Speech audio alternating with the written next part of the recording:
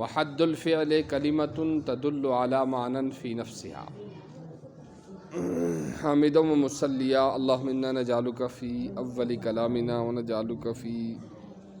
اوساط کلامنا ونجعلک فی آخر کلامنا وصلی وسلم علی سیدنا محمد وآلہ واصحابہ اجمعین۔ وحد الفعل کلمۃ، اور فعل کی تعریف وہ ایسا کلمہ ہے تدل علی معنی، جو اپنے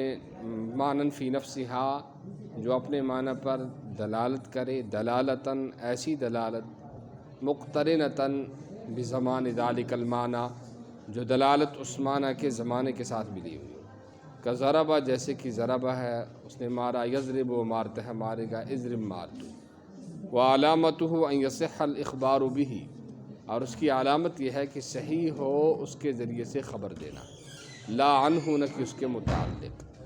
ودخول قد، اور قد کا داخل ہونا، والسین، اور سین کا داخل ہونا، وسوف، اور سوف کا داخل ہونا،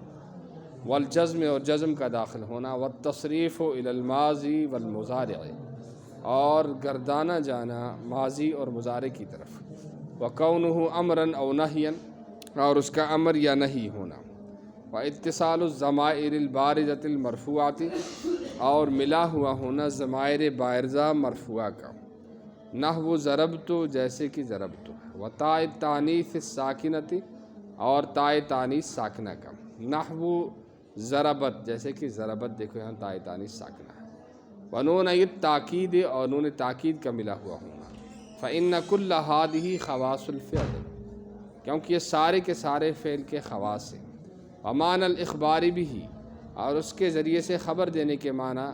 یہ ہے کہ ان یکون محکوما بہ، کہ اس پر حکم لگایا گیا ہو، ویسمى فعلا، اور اس کا نام فعل رکھا جاتا ہے، باسم اصلہ، اس کے اصل نام سے، وہو المصدر، اور وہ مصدر ہے، لأن المصدر هو فعل الفاعل حقیقتا، کیونکہ مصدر ہی فعل کا فاعل ہے حقیقی طور پر۔ وحد الحرف، اور حرف کی تعریف یہ ہے کلمۃ، وہ ایسا کلمہ ہے لا تدل علی معنی فی نفسہا، جو اپنے معنی پر دلالت نہیں کرتا، بل تدل علی معنی فی غیرہا، بلکہ وہ ایسی دلالت بل تدل علی، ایسے معنی پر دلالت کرتا ہے جو دوسرے میں ہو، نحو من، جیسے کہ من ہے، فإن معناها الابتداء، کیونکہ اس کے معنی شروع کرنا ہے، وہی لا تدل، اور وہ یعنی من دلالت نہیں کرتا، الا بعد ذکر ما منہ الابتداء، مگر اس کے ذکر کرنے کے بعد جس سے ابتدا کی جاتی ہے، کالبصرۃ والکوفۃ، جیسے بصرہ اور کوفہ ہے، مثلا تقول سرت من البصرۃ الی الکوفۃ، جیسے تو کہتا ہے سرت من البصرۃ الی الکوفہ، تو یہاں جو چلنے کی ابتدا ہوئی بصرہ سے ہوئی، اور کوفہ تک چلے ہو آپ، تو یہ حرف نے آپ کو یہ چیز بتائی۔ وعلامتہ، اور اس کی یعنی حرف کی علامت ہو کا مرجع الحرف ہے، لا یصح الاخبار عنہ ولا بہ، صحیح نہیں ہوتی ہے خبر دینی اس کے متعلق نہ اس کے ذریعے سے، وَأَلَّا يَقْبَلَ عَلَامَاتِ الْأَسْمَاءِ وَعَلَامَاتِ الْأَفْعَالِ، اور یہ کہ وہ قبول نہیں کرتا ہے اسماء اور افعال کی علامتوں کو۔ اب یہاں سوال پیدا ہوتا ہے کہ جب یہ نہ مسند بنتا ہے نہ مسند الیہ بنتا ہے، تو پھر اس کا فائدہ کیا ہے؟ وَلِلْحَرْفِ فِي كَلَامِ الْعَرَبِ فَوَائِدُ، اور حرف کے عرب کے کلام میں بہت سارے فائدے ہیں، کالربط بین الاسمین، جیسے کہ ربط پیدا کرنا دو اسموں کے درمیان، نحو زید فی الدار، زید گھر میں ہے، یہاں دو اسموں کے درمیان ربط پیدا کیا ہے، او الفعلین، یا دو فعلوں کے درمیان، نحو ارید ان تضرب، جیسے ارید ان تضرب ہے، یہاں دو فعلوں کے درمیان حرف کے ذریعے سے ربط پیدا کیا گیا ہے، او اسم و فعل، یا ایک اسم اور ایک فعل کے ساتھ، کضربت بالخشبۃ، جیسے ضربت بالخشب، او الجملتین، یا دو جملوں کے درمیان، نحو ان جاءنی زید اکرمت، ان جاءنی زید، ان جاءنی یہ ایک جملہ ہے اور اکرمت دوسرا جملہ ہے، اور ان کے درمیان ربط پیدا کیا ہے، وغیر ذالک، اور ایسے ہی اور اس کے علاوہ، وغیر ذالک، اس کے علاوہ، من الفوائد التی، وہ فائدے ہیں، تعرفها فی القسم الثالث، جس کو آپ جان لو گے تیسری قسم میں انشاءاللہ اگر اللہ نے چاہا، ویسمى حرفا،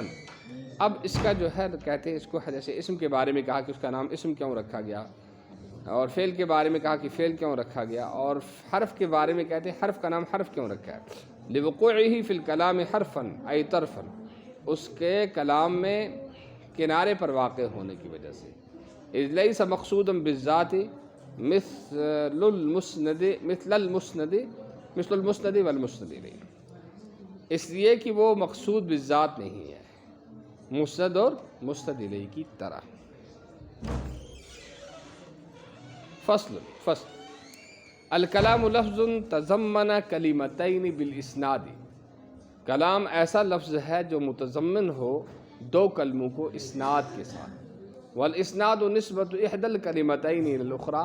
اور اسناد ایک کلمے کو منسوب کرنا ہے دوسرے کی طرف، بحیث اس طرح سے تفید المخاطب فائدۃ تامۃ، جو مخاطب کو فائدہ دے پورا پورا فائدہ، یصح السکوت علیہا، جس پر سکوت اختیار کرنا صحیح ہو، نحو زید قائم، جیسے زید قائم ہے وقام زید ہے، ویسمى جملۃ، اور اس کا نام جملہ رکھا جاتا ہے، فعلم ان الکلام لا يحصل الا من اسمین، تو معلوم ہوا کہ کلام حاصل نہیں ہوتا ہے مگر دو اسموں سے، نحو زید قائم، جیسے زید قائم، ویسمى جملۃ اسمیۃ، اور اس کا نام جملہ اسمیہ رکھا جاتا ہے، او من فعل و اسم، یا ایک فعل اور ایک اسم سے، نحو قام زید، ایک فعل اور ایک اسم سے جملہ حاصل ہوا ہے، ویسمى جملۃ فعلیۃ، اور اس کا نام جملہ فعلیہ رکھا جاتا ہے، اذ لا یوجد المسند والمسند الیہ معا فی غیرہما، اس لیے کہ نہیں پایا جاتا ہے مسند اور مسند الیہ ایک ساتھ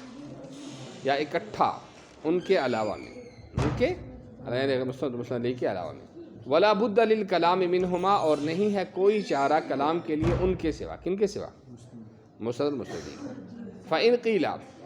تو یہاں یہ اس کے معنی یہ جو ان قیلہ سے جو بات کہہ رہے ہیں وہ یہ کہہ رہے ہیں کہ آپ کہہ رہے ہو تو ایک اسم یا ایک فعل سے کلام حاصل ہوتا ہے، یا دو فعل، کیا ایک اسم یا ایک فعل سے یا دو اسموں سے، لیکن ہم آپ کو ایک ایسی مثال دکھاتے ہیں کہ جہاں ایک حرف سے کلام حاصل ہوا ہے، فإن قیل قد نوقض بالنداء نحو یا زید، پھر اگر کہا گیا ہے کہ توڑ دیا گیا ہے قاعدہ ندا کے ذریعے سے، جیسے کہ یا زید، قلنا حرف النداء قائم مقام ادعو و اطلب، تو ہم کہیں گے کہ حرف ندا قائم مقام ہے ادعو اور اطلب کے، وهو الفعل، تو وہ فعل ہے، فلا نقض علیہ، تو اس پر کوئی اعتراض نہیں ہے،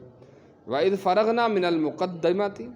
اور جب ہم مقدمہ سے فارغ ہو گئے، فَلْنَشْرَعْ فِي الْأَقْسَامِ الثَّلَاثَةِ، تو ہمیں چاہیے کہ ہم تین قسموں کو شروع کریں، واللہ الموفق والمعین، اللہ توفیق دینے والا ہے اور مددگار ہے۔ چلو